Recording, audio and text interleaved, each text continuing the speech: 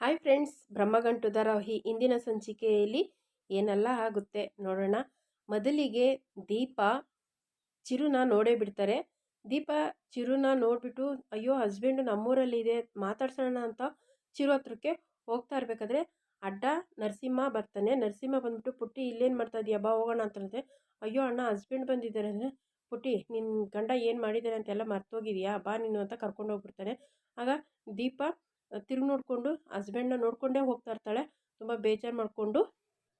ಇಲ್ಲಿ ಚಿರು ಕೆಲಸಕ್ಕೆ ಅಂತ ಹಳ್ಳಿಗಳಲ್ಲೂ ಹುಡುಕ್ತಾ ಇರ್ತಾರೆ. ಆಗ ಅಲ್ಲೊಂದು ಜಾಗದಲ್ಲಿ ಟ್ಯಾಕ್ಟ್ರಿ ನಿಂತಿರುತ್ತೆ. ಆ ಟ್ಯಾಕ್ಟ್ರಿ ಹತ್ರ ಚಿರು ಹೋಗಿ ಅಲ್ಲಿ ಟ್ಯಾಕ್ಟ್ರಿ ಮೇಲೆ ಒಬ್ಬ ಕುತ್ಕೊಂಡಿರ್ತಾನೆ. ಕೇಳ್ತಾರೆ ನನಗೇನಾದ್ರೂ ಕೆಲಸ ಸಿಗುತ್ತಾ ಅಂತ.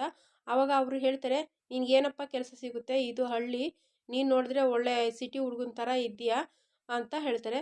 ಇಲ್ಲ, ಯಾವ ಕೆಲಸ ಕೊಟ್ಟರು ನಾನು ಮಾಡಿಸ್ತೀನಿ ಅಂತ ಹೇಳ್ತಾರೆ. ನೋಡಿ ಇಲ್ಲಿ ತೋಟದ ಕೆಲಸ ಐತೆ, ಇದು ಹಳ್ಳಿ ಕೆಲಸ, ಇದೆಲ್ಲ ನಿನ್ಗೆ ಬರ್ತೈತಾ ಅಂತ ಕೇಳ್ತಾರೆ. ನೀವು ಯಾವ ಕೆಲಸ ಕೊಟ್ಟರು ಮಾಡ್ತೀನಿ ಅಂತ ಚಿರು ಹೇಳ್ತಾರೆ. ಸರಿ, ಮತ್ತೆ ಈ ಗದ್ದೆನೆಲ್ಲ ಟ್ಯಾಕ್ಟ್ರಿನಲ್ಲಿ ಉಳ್ತಿ ಅಂತ ಅವರು ಹೇಳಿದಾಗ ಚಿರು ಅವರು ಅದನ್ನ ಒಪ್ಕೊತಾರೆ. ಚಿರು ಅದನ್ನ ಒಪ್ಕೊಂಡು ಟ್ಯಾಕ್ಟ್ರಿನಲ್ಲಿ ಅದನ್ನ ಗದ್ದೆನೆಲ್ಲ ಉಳ್ತಾ ಇರಬೇಕಾದ್ರೆ ದೀಪ ಅವರ ಹುಡುಗರು ನೋಡ್ಬಿಡ್ತಾರೆ. ಅವ್ರು ನೋಡ್ಬಿಟ್ಟು ಅಯ್ಯೋ ಬಾವ ಯಾಕೆ ಇಲ್ಲಿದ್ದಾರೆ ಅಂತಂದ್ಬಿಟ್ಟು ಅಕ್ಕನಿಗೆ ಇವಾಗಲೇ ಹೇಳಬೇಕು ಅಂತಂದ್ಬಿಟ್ಟು ಹೋಗ್ತಾರೆ. ಹೋಗಿ ದೀಪನ ಕರ್ಕೊಂಬರ್ತಾರೆ. ದೀಪ ಚಿರುನ ನೋಡ್ಬಿಟ್ಟು ಚಿರು ಗದ್ದೆನಲ್ಲಿ ಟ್ಯಾಕ್ಟ್ರಿನಲ್ಲಿ ಉಳ್ತಾ ಇರ್ತಾರೆ. ಆಗ ದೀಪ ನೋಡ್ಬಿಟ್ಟು ಅಯ್ಯೋ ಹಸ್ಬೆಂಡಿಗೆ ಯಾಕೆ ಇಂಥ ಪರಿಸ್ಥಿತಿ ಬಂದ್ಬಿಡ್ತು, ಅವರು ತುಂಬ ಚೆನ್ನಾಗಿ ರೆಡಿಯಾಗಿ ಆಫೀಸು ಮನೆ ಅಂತ ಓಡಾಡ್ಕೊಂಡಿದ್ದರು, ಅವ್ರಿಗೆ ಈ ಕೆಲಸ ಎಲ್ಲ ಬರಲ್ಲ, ಯಾಕೆ ಇವರು ಇಲ್ಲಿ ಬಂದಿದ್ದಾರೆ, ಯಾಕೆ ಈ ಥರ ಆಯಿತು ಹಸ್ಬೆಂಡು ಅಂತ ಅಲ್ಲಿಗೆ ಹೋಗ್ತಾರೆ. ಚಿರು ಹತ್ರಕ್ಕೆ ದೀಪ ಪಾಪ ಚಿರುನ ನೋಡ್ತಾ ಇದ್ದಾರೆ, ತುಂಬ ಬೇಜಾರಾಗುತ್ತೆ. ಬೇಜಾರು ಮಾಡಿಕೊಂಡು ನಿಂತಿರ್ತಾಳೆ. ದೀಪ ಒಂದು ಸೈಡಲ್ಲಿ ನೋಡಿಕೊಂಡು ಇಲ್ಲಿ ಚಿರು ಗಾಡಿನ ಸ್ಟಾರ್ಟ್ ಮಾಡ್ತಾರೆ. ಟ್ಯಾಕ್ಟ್ರಿನ ಸ್ಟಾರ್ಟೇ ಆಗ್ತಾ ಇರಲಿಲ್ಲ. ಯಾಕಿದು ಸ್ಟಾರ್ಟ್ ಆಗ್ತಾ ಇಲ್ಲ ಅಂದ್ಬಿಟ್ಟು ತುಂಬ ಟ್ರೈ ಮಾಡ್ತಾರೆ, ಆದರೂ ಸ್ಟಾರ್ಟ್ ಆಗಲ್ಲ. ಸರಿ ಇರಿ ಒಂದು ನಿಮಿಷ ಬರ್ತೀನಿ ಅಂತಂದ್ಬಿಟ್ಟು ಗಾಡಿನ ನಿಲ್ಲಿಸ್ಬಿಟ್ಟು ಚಿರು ಗಾಡಿಯಿಂದ ಇಳಿದು ಬರ್ತಾರೆ. ಆಗ ದೀಪ ಅದನ್ನೆಲ್ಲ ನೋಡ್ಕೊಂಡಿದ್ದು ದೀಪ ಅಲ್ಲಿ ಹೋಗ್ಬಿಟ್ಟು ಈ ಕೆಲಸನ ನಾನು ಮಾಡಿದ್ರೆ ಹಸ್ಬೆಂಡ್ಗೆ ಖುಷಿ ಆಗುತ್ತೆ ಅಲ್ವಾ ಅಂತ ಅಂದ್ಬಿಟ್ಟು ಟ್ಯಾಕ್ಟ್ರಿ ಮೇಲೆ ಎಕ್ಕಿ ಹುಡುಗರು ಮತ್ತು ದೀಪ ಹುಡುಗರು ಸೇರಿಕೊಂಡು ಟ್ಯಾಕ್ಟ್ರಿ ಮೇಲೆ ಎಕ್ಬಿಟ್ಟು ಟ್ಯಾಕ್ಟ್ರಿನಲ್ಲಿ ಗದ್ದೆನ ಉಳ್ತಾ ಇರ್ತಾರೆ. ಇಲ್ಲಿ ಚಿರು ಅವರು ಇನ್ನೊಂದು ಜಾಗದಲ್ಲಿ ಕುತ್ಕೊಂಡು ಯೋಚನೆ ಮಾಡ್ತಾ ಇರ್ತಾರೆ. ಅಯ್ಯೋ ನನಗೇನು ಮಾಡಿ ಈ ಕೆಲಸ, ಹಳ್ಳಿ ಕೆಲಸ ಎಲ್ಲ ಯಾವುದೂ ನನಗೆ ಬರ್ತಾನೇ ಇಲ್ಲ. ನರಸಿಂಹ ಚಾಲೆಂಜ್ ಮಾಡಿದಂಗೆ ನಾನು ಏನಾದರೂ ಸೋತೋಗ್ಬಿಡ್ತೀನ, ನನ್ನ ಪ್ರೀತಿನ ನಾನು ಉಳಿಸ್ಕೊಳಕ್ಕಾಗಲ್ಲ, ದೀಪ ಅವ್ರು ನನಗೆ ಸಿಗಲ್ವಾ ಅಂತ ಯೋಚನೆ ಮಾಡ್ತಾ ಇರ್ತಾರೆ. ನನಗೆ ಯಾವ ಕೆಲಸನೂ ಬರ್ತಾ ಇಲ್ವಲ್ಲ, ಇಲ್ಲಿ ಏನು ಮಾಡೋದು, ನಾನು ಹೆಂಗೆ ಕೆಲಸ ಕಲಿಯೋದು, ಯಾವ ಕೆಲಸನೂ ಮಾಡೋಕ್ಕೆ ನನಗೆ ಬರ್ತಾ ಇಲ್ಲ ಅಂತಂದ್ಬಿಟ್ಟು ತುಂಬ ಯೋಚನೆ ಮಾಡ್ತಾ ಇರ್ತಾರೆ. ಅಲ್ಲಿ ದೀಪ ಟ್ಯಾಕ್ಟ್ರಿನಲ್ಲಿ ಗದ್ದೆನೆಲ್ಲ ಉಳ್ತಾ ಇರ್ತಾರೆ. ಅದು ಚಿರುಗೆ ಗೊತ್ತಿರಲ್ಲ. ಈ ದೀಪ ಮತ್ತು ಹುಡುಗರು ಟ್ಯಾಕ್ಟ್ರಿನಲ್ಲಿ ಉಳ್ತಾ ಇರಬೇಕಾದ್ರೆ ಹುಡುಗರು ಹೇಳ್ತಾರೆ, ಅಕ್ಕ ಎಷ್ಟು ಚೆನ್ನಾಗಿ ಉಳ್ತೀಯ ನೀನು, ಸೂಪರ್ ಅಕ್ಕ, ನೀನೇ ಗೆದ್ಬಿಟ್ಟೆ ಅಂತ ತುಂಬ ಖುಷಿಯಾಗಿರ್ತಾರೆ. ಹಾಗೆ ಖುಷಿಯಾಗಿ ಅವರು ಉಳ್ತಾ ಇರ್ತಾರೆ. ಇಲ್ಲಿ ನರಸಿಂಹ ಚಿರುಗೆ ಹೇಳಿರೋದನ್ನ ದೀಪಗೆ ಗೊತ್ತಿರಲ್ಲ. ಆದರೆ ದೀಪ ತನ್ನ ಹಸ್ಬೆಂಡನ್ನ ಗೆಲ್ಲಿಸ್ಬೇಕು, ಖುಷಿಯಾಗಿ ಇಡಿಸ್ಬೇಕು ಅಂತ ಚಿರುಗೆ ವಹಿಸ್ಕೊಂಡಿರೋ ಕೆಲಸನ ದೀಪ ಮಾಡ್ತಾ ಇರ್ತಾರೆ. ಅಲ್ಲಿಗೆ ಒಂದು ಕೆಲವರು ಹುಡುಗರು ಬರ್ತಾರೆ. ಅದರಲ್ಲಿ ಒಬ್ಬ ದೀಪನ ನೋಡಿಬಿಟ್ಟು, ಏನಮ್ಮ ದೀಪ, ಗಂಡನ ಆರಾಮಾಗಿ ಕೂರಿಸ್ಬಿಟ್ಟು ನೀನು ಕೆಲಸ ಮಾಡ್ತಾ ಇದೆಯಾ ಏನು, ನಿನ್ನ ಗಂಡನೇ ಹೇಳಿದ್ನಾ, ನೀನು ಗಂಡ ಮಾಡೋಕ್ಕಾಗದಿರೋ ಕೆಲಸನ ನೀನು ಕೈಲಿ ಮಾಡಿಸ್ತಾವನಾ, ಆಹಾ ಎಂಥ ಗಂಡನ ಅಂತ ತುಂಬ ಚಿರು ಬಗ್ಗೆ ತುಂಬ ಚೀಪಾಗಿ ಮಾತಾಡ್ತಾಳೆ.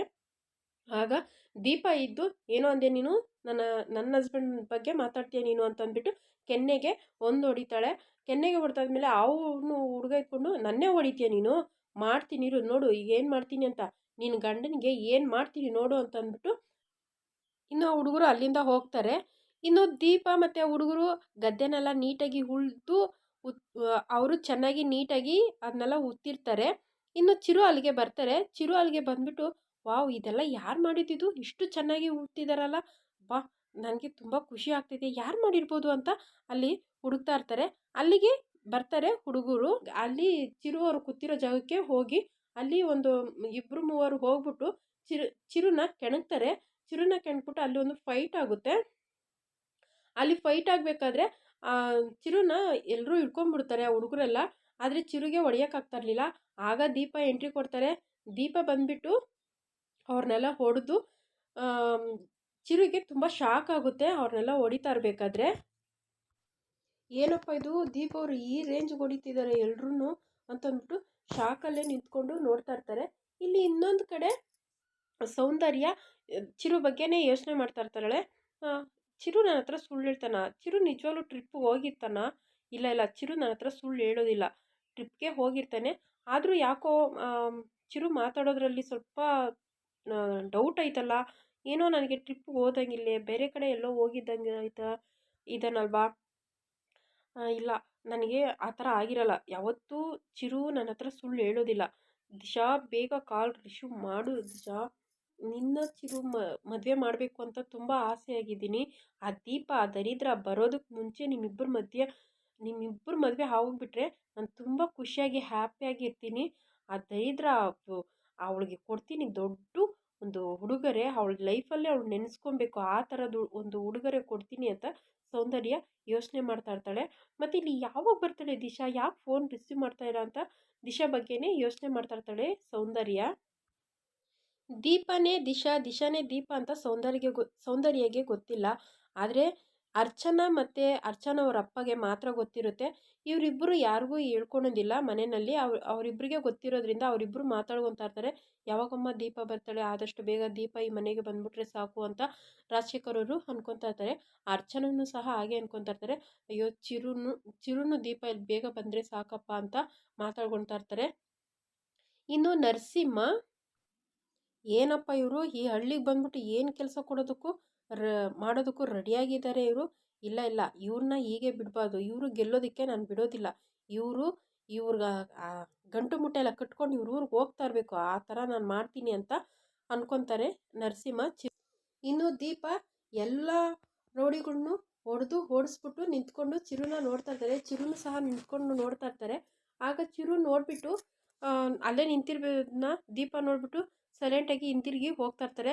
ಆಗ ಚಿರುವರು ಕೂಗಿ ಹೇಳ್ತಾರೆ, ದೀಪ ಅವರೇ ನಿಂತ್ಕೊಳ್ರಿ, ನಾನು ಬಿಟ್ಟು ಹೋಗಬೇಡ್ರಿ ಅಂತ ಕೇಳ್ತಾರೆ. ಆದರೂ ದೀಪ ಹೋಗ್ತಾನೆ ಇರ್ತಾರೆ. ರೀ ನಿಂತ್ಕೊಳ್ರಿ, ನಿಮ್ಮನ್ನು ಬಿಟ್ಟು ನನ್ನ ಮನಸ್ಸಲ್ಲಿ ಬೇರೆ ಯಾರೂ ಇಲ್ಲ ರೀ, ನನಗೆ ನೀವು ಬೇಕು, ನಿಮ್ಮನ್ನು ಬಿಟ್ಟು ಬದುಕೋ ಶಕ್ತಿ ನನಗಿಲ್ಲ ದೀಪ ಅವರೇ ಅಂತ ಹೇಳ್ತಾರೆ. ಆಗ ದೀಪ ಹಿಂತಿರುಗಿ ನೋಡ್ತಾರೆ. ಹಿಂತಿರುಗಿ ನೋಡಿಬಿಟ್ಟು ಆಗ ಚಿರು ಅವರು ಓಡ್ ಬಂದು ದೀಪನ ಹಗ್ ಮಾಡ್ಕೊತಾರೆ.